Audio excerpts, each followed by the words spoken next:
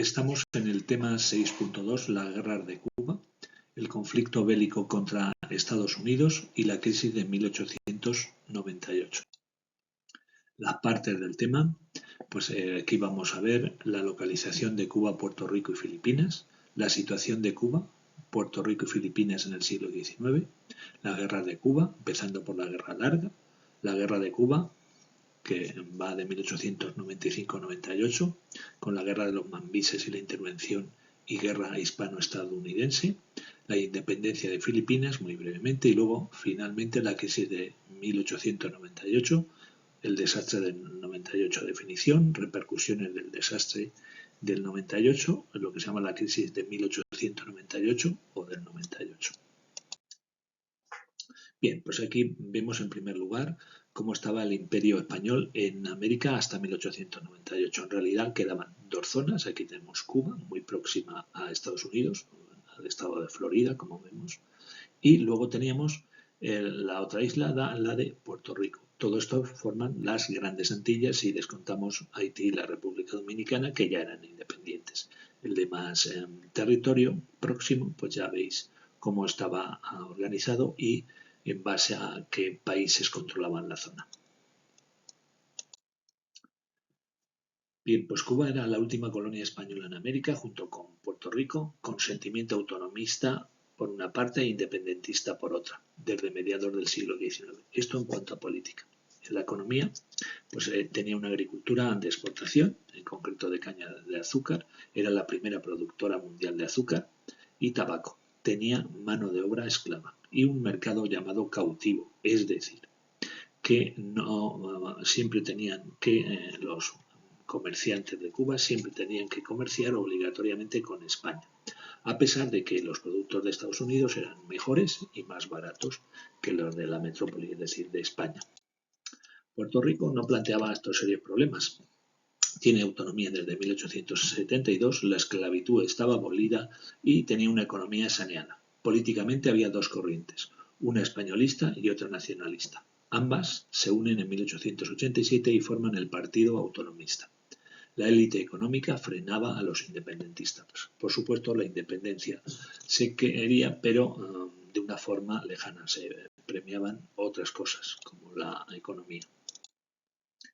La situación de Cuba y Puerto Rico, pues hay que decir que la hegemonía española se fue basando en la defensa de los intereses de una reducida oligarquía esclavista, beneficiada por la relación comercial con la metrópoli, es decir, con España. El gobierno español aplica un colonialismo más radical desde mediados del siglo XIX, en torno a la llamada Guerra Larga, y reforzando el poder del gobernador y del ejército en la isla. Entre la sociedad de la isla hay un sentimiento autonomista o de autogobierno, tanto en España como en Cuba y Puerto Rico, que no siempre avanza entre los políticos españoles ocupados en otros menesteres, pero tampoco entre los liberales. El problema cubano y la guerra contra Estados Unidos, pues tenemos la guerra larga con la parte de Zanjón y los mambises, que ahora veremos un poco más en detenimiento, la ausencia de reformas y la autonomía pues establece que hay una serie de líderes independentistas, anticolonialistas, que como vemos aquí en la fotografía, tenemos a José Martí, el del centro, a Máximo Gómez y a Antonio Maciel. Los proyectos de Maura, que era el ministro de Ultramar en los gobiernos de Sagasta, no salían adelante. Cae el precio del azúcar y se ve como una salida a la sublevación contra España. Se prepara la sublevación. La Guerra Larga, de 1868 a 1878, también llamada Guerra Grande o Guerra de los 10 años. La primera de las guerras de la independencia cubana comienza con el grito de Yara la noche del 9 al 10 de octubre de 1868. Pensemos que en este momento España se encuentra dentro de la gloriosa que ya hemos estudiado. Terminó 10 años más tarde con la paz de Zanjón, aunque grupos de mambises, es decir, del ejército independentista cubano, siguieron luchando entre 1879 y 1899 en la llamada Guerra Chiquita o Guerra Chica, que terminó con la capitulación del ejército rebelde.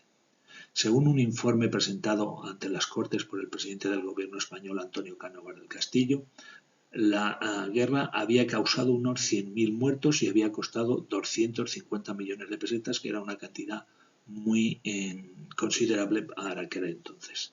Las causas fueron económicas, por la crisis económica del 57 y del 66, por el mercado cautivo que ya hemos comentado, también políticas, por el control por parte de las autoridades militares del derecho de reunión o libertad de prensa, o sociales, por la existencia de la esclavitud todavía en Cuba.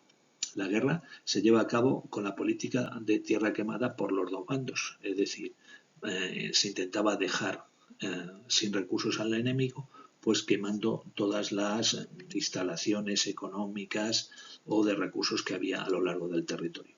Tras la restauración en España, y a pesar de los escasos suministros que tenía el ejército español, logran derrotar a los rebeldes. La Guerra de los Mambises cubanos, ya en 1895, organizada por Martí, Maceo y Gómez, se inicia el 25 de febrero con el grito de Baire. La muerte de Martí hace que Maceo y Gómez sean los líderes. Maceo constituye un gobierno provisional cubano. Apoyo norteamericano a los mambises en un primer momento velado, es decir, no patente, de armas y dinero. Y el ejército español se enfrenta a la selva o manigua, también se llama así, y a las enfermedades. Pensaban los soldados españoles en un lugar lejano que no tienen nada que sacar. El general Martínez Campos, sin el apoyo de la oligarquía azucarera, de origen español o apoyando a los españoles, trata de pacificar la isla, pero fracasa. Se manda entonces al general Baylor, que comienza a concentrar a los campesinos, normalmente ancianos y niños, en centros de internamiento. Hay una campaña de prensa en Estados Unidos a favor de los rebeldes y de los intereses de los norteamericanos establecidos en la isla.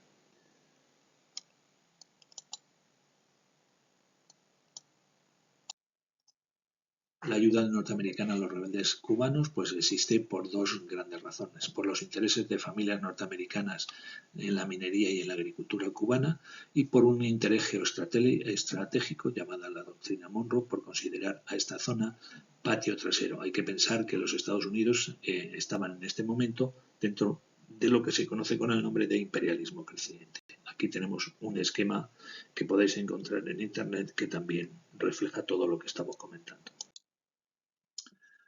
Bueno, pues en primer lugar, la guerra de España contra los mambises, que es una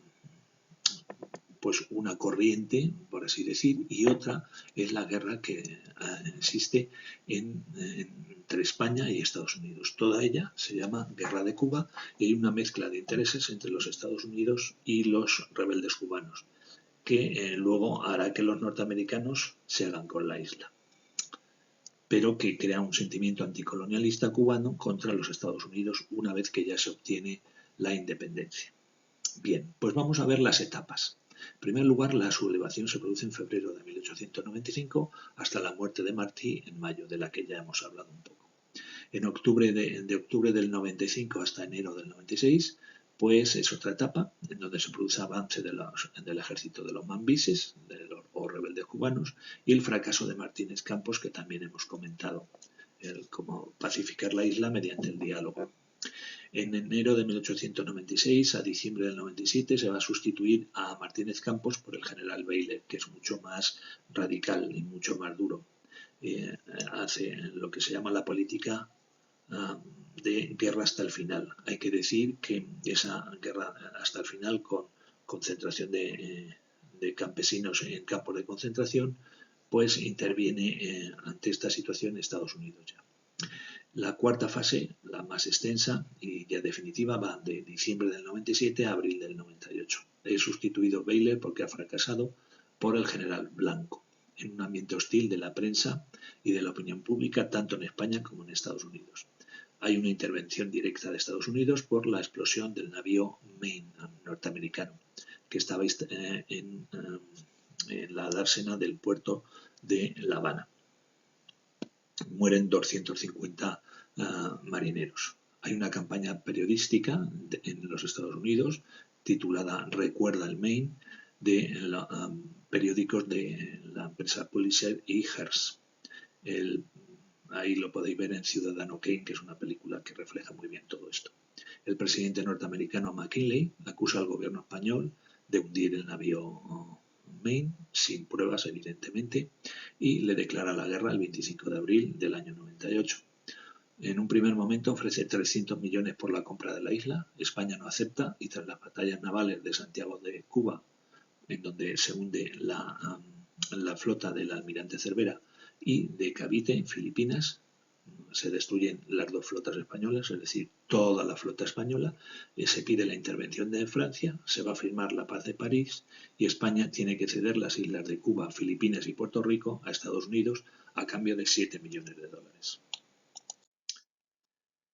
Bueno, vamos a analizar un poco brevemente qué ocurre en Filipinas.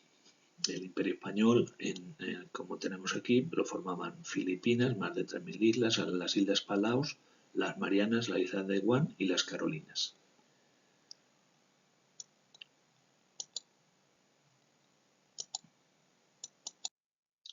Bien, la población española en las Filipinas era escasa y muy pocos capitales invertidos en este grupo de islas, en este archipiélago. El dominio español se sustentaba en una pequeña presencia militar y sobre todo en el poder de las órdenes religiosas que sí que estaban diseminadas por todas las islas del archipiélago. La independencia filipina, pues el líder en un primer momento será José Rizal, que funda la Liga Filipina.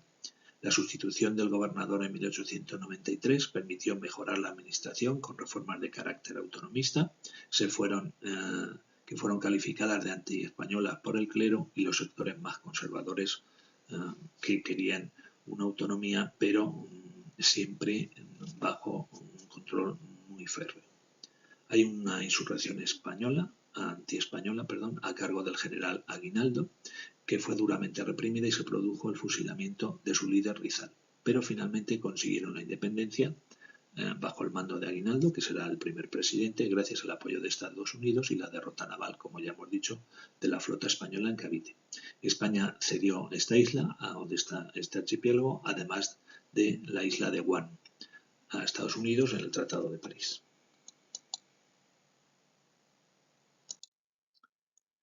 Bien, pues entramos ya en el estudio del desastre del 98. ¿En qué consiste? Pues la pérdida de las últimas colonias americanas, además de las islas del Pacífico, a manos de una potencia emergente como era Estados Unidos, la destrucción de la flota, el coste en pérdidas humanas de soldados españoles a manos de los rebeldes de los norteamericanos y los rigores de la selva y las enfermedades o el mal abastecimiento de las tropas, en 1898 provocó una crisis moral, social y política llamada la crisis del 98 o del desastre del 98. Esto creó a su vez un sentimiento de regenerar y modernizar la sociedad española y superar el atraso cultural, surgiendo movimientos entre intelectuales como Macías Picabea, Lucas Mayada o sobre todo Joaquín Costa, y de algunos políticos como Francisco Silvela o el general Polavieja. Apoyaron también. Surgen entonces movimientos como el regeneracionismo, la generación del 98, de Unamuno, Baroja, Zorín y Maeztu, que hemos estudiado, que estudiáis en literatura. Las repercusiones, pues hay un regeneracionismo político de Maura, Silvela y Polavieja, de regenerar el país sin modificar el sistema ni el papel de la corona, el ejército o los partidos. Desde la perspectiva económica no es un desastre. De hecho, Fernández Villaverde reforma el sistema de impuestos y la emisión de moneda, y la repatriación de capitales se produce que estaban invertidos en Cuba, y España sigue presente en los mercados latinoamericanos, aunque su presencia era mínima, pero sigue igual. La pérdida de 50.000 combatientes supone una conmoción social y, por ejemplo, el mismo Silvela publica un artículo que se llama España sin pulso, o Joaquín Costa, que ya hemos mencionado, publica un libro de oligarquía y caciquismo. También los opositores contra la monarquía se manifiestan en contra, que son los socialistas y republicanos. Hay una crisis de la conciencia nacional, la generación del 98 y el regeneracionismo. Las reformas también las plantean, la necesidad de reformas también la plantea la Liga Nacional de Productores y las cámaras de comercio. Las fuerzas ajenas al sistema tratan de sacar partido al desastre imponiendo el impuesto de la sangre para evitar el reclutamiento a zonas de guerra de los hijos de familias más poderosas. Pagan un dinero para que sus hijos se queden en la península y no vayan al, a la guerra. Entonces esto, pues lógicamente, hay un desnivel, hay un desajuste con los grupos sociales menos poderosos, con menos poder adquisitivo. Llegó al poder Francisco Silvela y afirmó el poder civil frente a las amenazas del gobierno militar. Se trató de equilibrar el presupuesto y de integrar el catalanismo. A pesar de todo esto, fracasó, porque las élites políticas y económicas españolas pues, no lo apoyaban. El regeneracionismo desde fuera del sistema está representado por la crítica de los intelectuales, la literatura llamada de los males de la patria, que en el contexto del desastre aparecerá la generación del 98, con autores como Pío Baroja, Zorín Unamuno o Valle Inclán, que reflexionan sobre los problemas de España y sus posibles soluciones, como ya habéis estudiado. Y esto es todo. Muchas gracias.